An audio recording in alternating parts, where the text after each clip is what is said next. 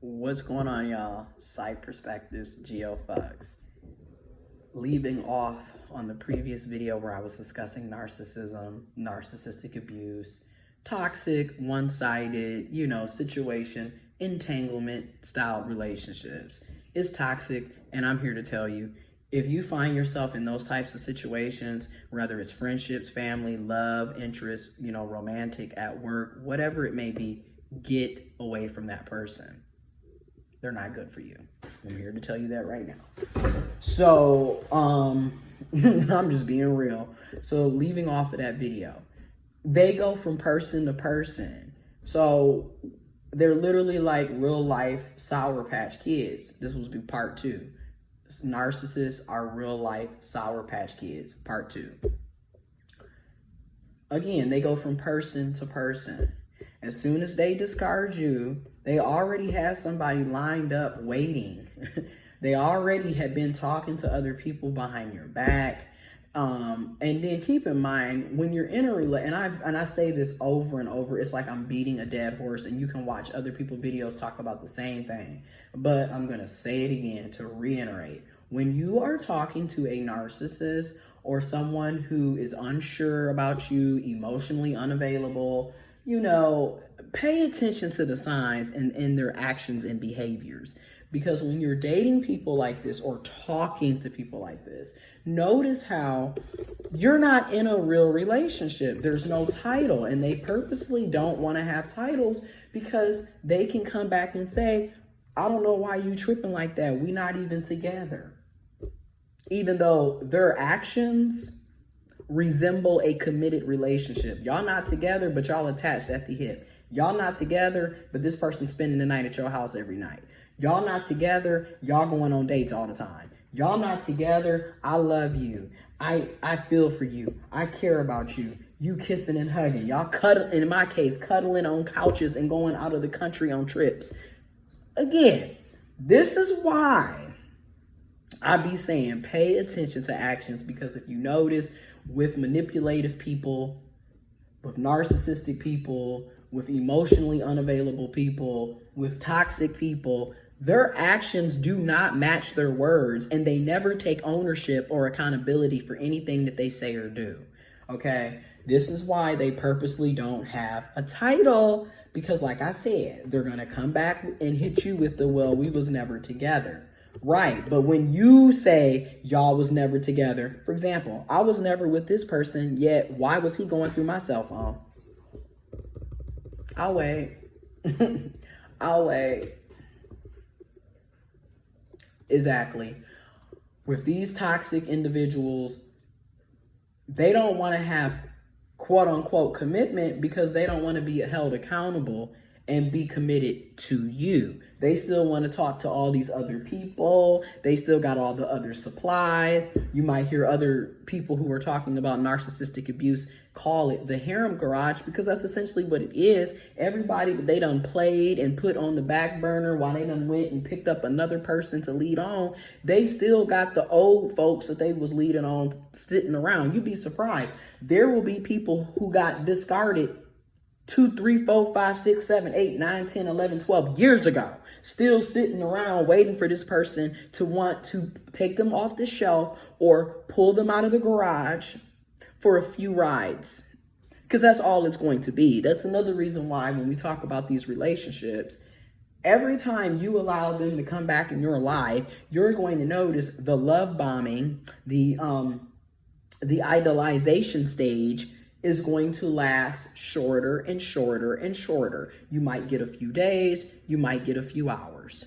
But after the initial love bombing, you will never have that long of a love bombing again from that person, because they have already deemed you as second, third, fourth, fifth, sixth supply. You are not a priority. They got other people that they are leading on and talking to. They've already got somebody else that they've put into the main supply role who will be love bombed and adorned and idolized, and then eventually devalued, triangulated with other people that they're playing around with, and discarded. And it's going to be the same damn cycle over and over and over and over and over and over and over and over and over, Umar Johnson style again.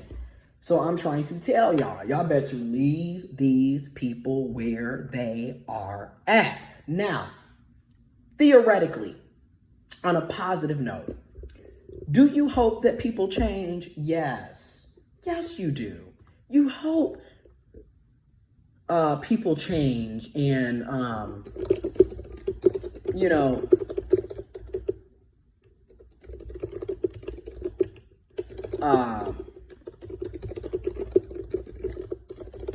hold on, y'all. You do hope that people will change and get their lives together and stop sitting up here playing all these mind games and being toxic. You do hope that. But the reality of the matter is, in order for a person to change, they have to want to do that for themselves as an individual. You can't make anybody change. And I'm saying this because so many people find themselves sticking around in these one-sided relationships because you honestly believe that if you love them more, if you care for them more, if you give them more, if you do more, if you change the way you act, if you change the way you dress, if you change the way you talk, if you change the food you eat, all this shit is going to somehow make them want to treat you better and with dignity and respect. It's going to make them realize that they are being toxic. It's going to make them realize that they need to love you and care for you and stop cheating and lying and using you. No, it doesn't work that way. You can't love a person into loving you more. It doesn't work that way. I know a lot of us want to try to do that, but I'm here to tell you, you're going to lose yourself in the process. You're going to lose yourself in the process, and you're going to potentially drive yourself insane. You're going to make yourself become delusional. You're going to end up depressed. You're going to end up suicidal. You're going to end up having PTSD and trauma and trust issues and all kinds of other physical health issues that can manifest from the mental stress and the mental abuse that you're going through with this toxic ass individual. I'm just being real because when I look back at the situation that I was going into, I was behaving irrationally. I was acting out of control.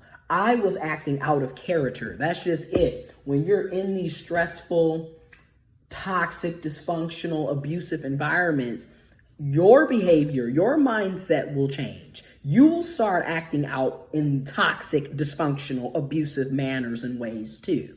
Because again, it's so easy to become a product of your environment.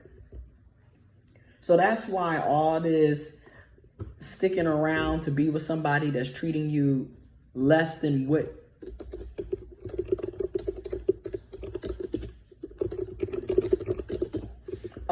this is why sticking around with somebody that's treating you less than what you deserve is useless. It's just, I'm here to tell you guys, you girls, you people, you folks, you really have to know your worth. And they really are real life Sour Patch Kids. And the reason why I'm saying this is because when I first met this person was not like the person that I met October 2016 is not the person that discarded me November 2018. Let's put it like that. Then again, the person that I met October 2016 is not the person that I reconnected with in November of 2017. And the person that I met November 2017 is not the person that I reconnected with in April of 2018. This is what I mean by narcissistic people, people who are emotionally unavailable, people who are toxic and dysfunctional and probably have their own mental health issues, because most of us, if not many of us, if not all of us, have some type of mental health issue. I mean, in the world that we're living in, look around. It wouldn't surprise me. But I'm saying this because these types of people have all of these different personalities. And it's like, this person really changed. He changed his whole attitude, his style, his demeanor, his language, the way he would talk, the way he would sound, what music he was into. He changes depending on who he's around. He's like a chameleon. This is what I mean by you have to be careful with these types of people, because it's like, who are you? You don't even know who you are, because you're literally changing who you are at the drop of a hat, depending on who you're hanging out with. And I do believe that is a coping mechanism that narcissistic people, borderline personality disorder, people who come from traumatic households and experiences, it's a coping mechanism, because similar to the narcissist, you have the codependent who does the same thing. And I can recognize that because I can recognize how I also can be a chameleon. And it's a coping mechanism because basically what it is a lot of us grew up in dysfunctional, abusive, toxic households. So you really become accustomed to changing your whole behavior, your attitude, your personality, everything in order to appease the people you are around, because you're trying to get people to like you. And in in my personal situation, growing up in the household that I grew up in, don't get me wrong, I love my grandmother, I love my mother, I love my grandfather, I love my uncle. But I have to keep it a buck, as Hassan Campbell would say. Let's keep it all the way funky. It was toxic and abusive. It was extremely dysfunctional. There was physical abuse. There was mental abuse. And I was also sexually abused by a family friend. So again, you're walking on eggshells in this household. So you're trying to figure out basically, how can I act? What can I do to avoid getting yelled at, avoid getting hit, avoid them being upset with me, so they can like me, so they can care about me, so they can love me, so they can treat me nice. So again, that chameleon behavior of changing your entire personality and behavior, like you don't even know who you are as a person, because you're literally camouflaging yourself to be like everybody around you, depending on who you're hanging out with. And that's why I said what I said. The person that I met October 2016 wasn't even the same person that I reconnected with in November of 2017. And then the person that I reconnected with in 2017, he had a totally different personality come April of 2018. And then literally from reconnecting at the end of March, early April of 2018 to the end of May, I don't even know who the hell that person was. And literally, that's what I mean by you're changing. The narcissist this person is changing, okay, at all given times, right? And really, depending on who they are associating with, it really can become, it's mentally taxing, because you think about the person who has to deal.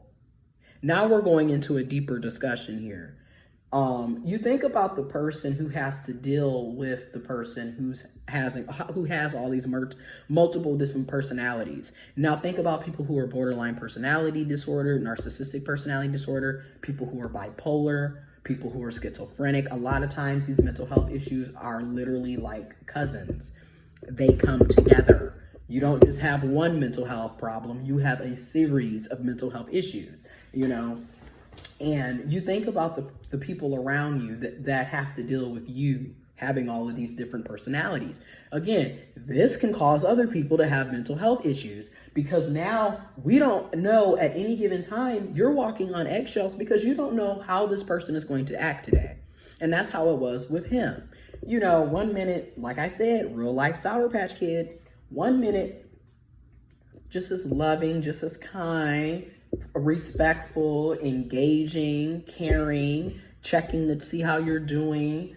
Let's go out to eat. Let's go do this. I'm coming over. Like one time I had a really bad day, and it was weird because I just said, yeah, I just had it was just a rough day. And I said it just like that. And I was already was going to be hanging out with some of my friends, and he ended up coming over. And he brought over a bottle of Absolute, some pink lemonade, and Reese's peanut butter cups. And he was like, I know you like these, and da-da-da-da. And I'm like, how did you know I like Reese's? Like, so it's stuff like that. Like, they'll do sweet things like that. And then in the same breath, the following week, went through my phone. We was on a trip, went through my phone, stole my phone, and actually helped me look for my phone, knowing that he stole my phone. Went through it, knew my password, all this crazy shit. And keep in mind, we were never together. We were never in a committed relationship. And he is quick to throw that in my face. But yet, you went through my phone, and everything you accused me of doing, you were actually doing. And which I wasn't even tripping about you talking to other people. You know why? Because we were never together. I totally understood I'm not obligated to you. I'm not committed to you. We're not in a relationship. We have no title. I understood that. You, on the other hand, were controlling and manipulative and lying. And it took me going into therapy and being consistent with my therapy and holding myself accountable, because I also had to recognize where I was being toxic and where I have toxicity and negatives and issues that I need to correct, that I have to correct. Because nobody else is accountable for getting my life together besides me. Okay, others can help, encourage, but at the end of the day, like I said before, it's up to you as an individual to make these changes. You can't change anybody, okay?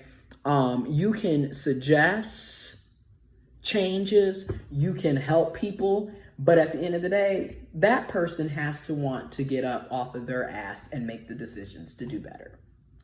But like I said, while all of this is going on, you're being gaslighted, you're being lied to. This is an insidious process. You're being accused. I never understood why he was going through my phone. Let's really go there. Part 3.